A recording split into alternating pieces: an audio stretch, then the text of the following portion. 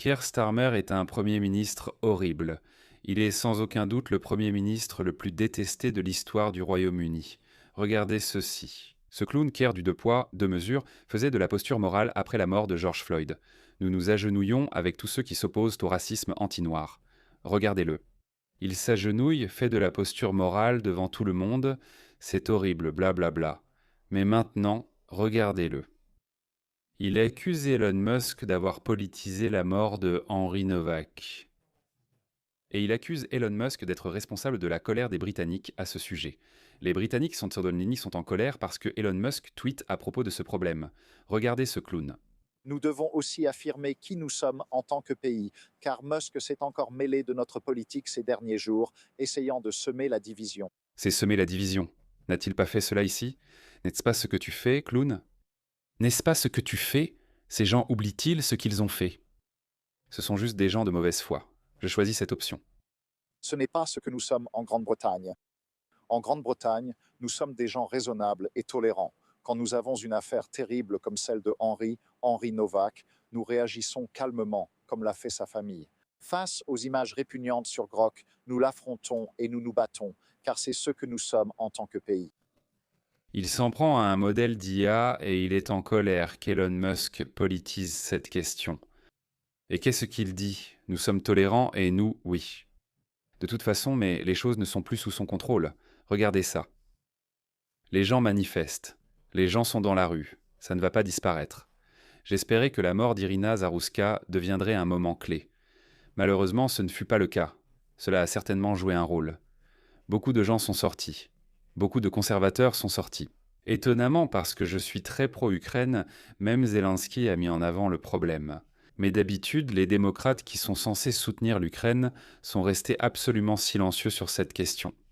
Donc, ça vous montre simplement que tout le monde aime vivre dans sa propre bulle idéologique. C'est tout. Regardez ça. J'ai une pause. J'ai une pause. J'ai une pause. C'est un moment charnière. Ça va devenir un culte. C'est un tournant.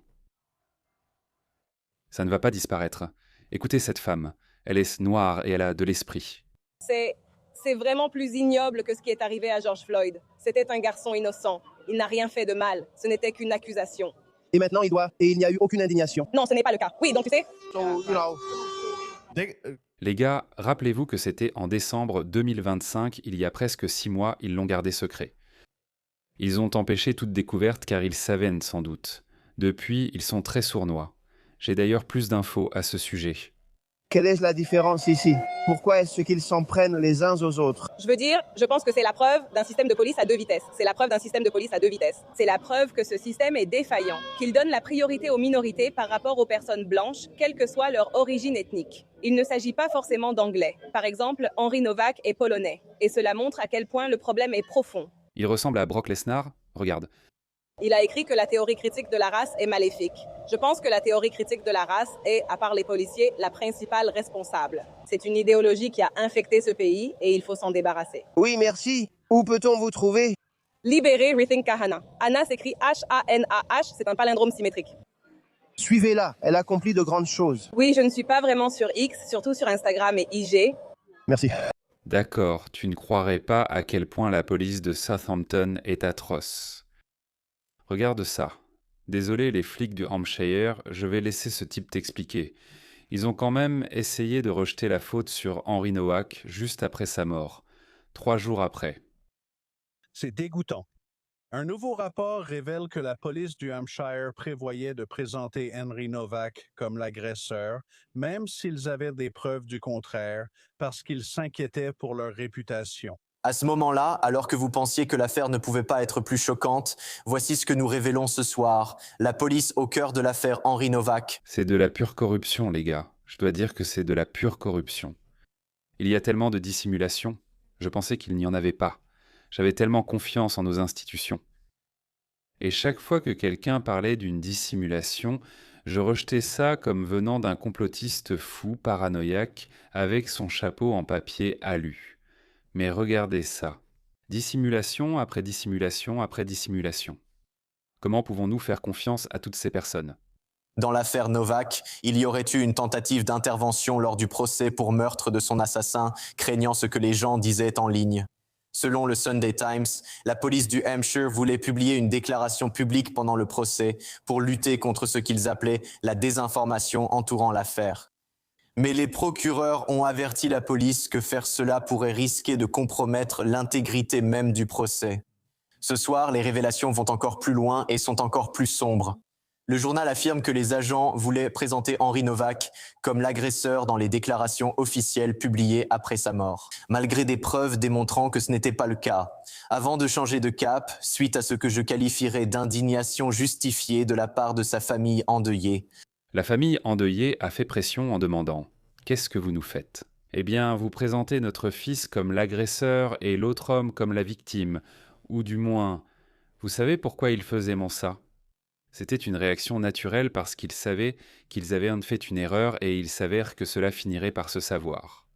Alors ils se sont dit « Et si on faisait obstruction à la justice et qu'on inventait un récit totalement différent ? On s'en fiche que ce soit vrai ou non, tant que ça nous sauve la mise parce que c'était lui le méchant. » L'officier de police n'a pas réagi parce qu'à leurs yeux, c'était lui le méchant.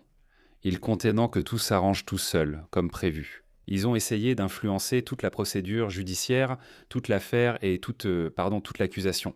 3 jours après que Henry, âgé de 18 ans, a été poignardé à mort à Southampton, dans le Hampshire, la police a rédigé une déclaration officielle qui aurait présenté Henry comme l'agresseur. Alors qu'ils savaient déjà que Vikram Dingwal, son meurtrier, mentait en disant avoir été victime d'une agression raciste, ils allèrent faire cela pendant le procès pour influencer le jury. Ils s'apprêtaient à avertir le public de ne pas parler de l'affaire en ligne et à ternir la réputation d'un adolescent britannique assassiné pour se protéger. Cela ne s'est pas produit uniquement parce que la famille endeuillée d'Henry a vu le brouillon et s'y est opposée. L'État a tenté de faire porter la faute à la victime britannique blanche tout en protégeant le meurtrier non blanc. On pourrait se demander, c'est une véritable question parce que c'est ce que la police du Hampshire essaie d'affirmer depuis que cette affaire est devenue publique. Qu'on ne savait pas, qu'on a été induit en erreur. Si vous avez été induit en erreur à ce moment-là, qui vous induisait en erreur 3 jours plus tard ? Pourquoi donniez-vous une image totalement différente ? Pourquoi faisiez-vous cela ? Vous faisiez clairement cela pour soutenir votre récit initial. Vous dissimulez la vérité malgré le fait que vous la connaissiez. C'est plus sinistre qu'un simple policier naïf qui a été endoctriné avec des modules de formation wokiste ou autre chose du genre. Et ensuite, il a commis une erreur. C'est pire que ça, ce n'est pas une erreur, c'est une action délibérée. Qui était impliqué là-dedans ? Quels autres enquêteurs étaient impliqués là-dedans ? Ces gars-là devraient en fait être inculpés. Ces derniers officiers devraient être inculpés pour obstruction à la justice, fraude, corruption, je ne sais pas. Ça ne devrait pas simplement disparaître, les gars. Ça ne devrait pas disparaître. C'est pourquoi je dis que c'est un moment clé. Nous devons utiliser cela comme une occasion de changer la culture qui a évolué, qui est allée dans une seule direction, la mauvaise direction, j'ajouterais. Nous devons inverser la tendance. C'est une occasion en or de le faire, et c'est pour ça qu'ils ont peur de ça. Ils ont peur de ces gens qui sont en colère. Regardez ça, regardez cet agent de police. C'est inexcusable. Cet agent de police dit « Moi aussi je suis en colère. Regardez. » Vous avez vu les images. Qu'en pensez-vous? L'énergie est bonne. Ouais. Merci les gars. Je suis prête à y aller. Bam. Vous comprenez? Je fais mon travail. Je veux juste m'assurer, c'est tout. Je fais juste mon travail. Où avons-nous déjà entendu ça? Au procès de Nuremberg, on a entendu cela. Je pensais qu'ils avaient déclaré que nous ne faisions qu'obéir aux ordres n'était pas une excuse valable. La Grande-Bretagne était à l'avant-garde du rejet de cette excuse.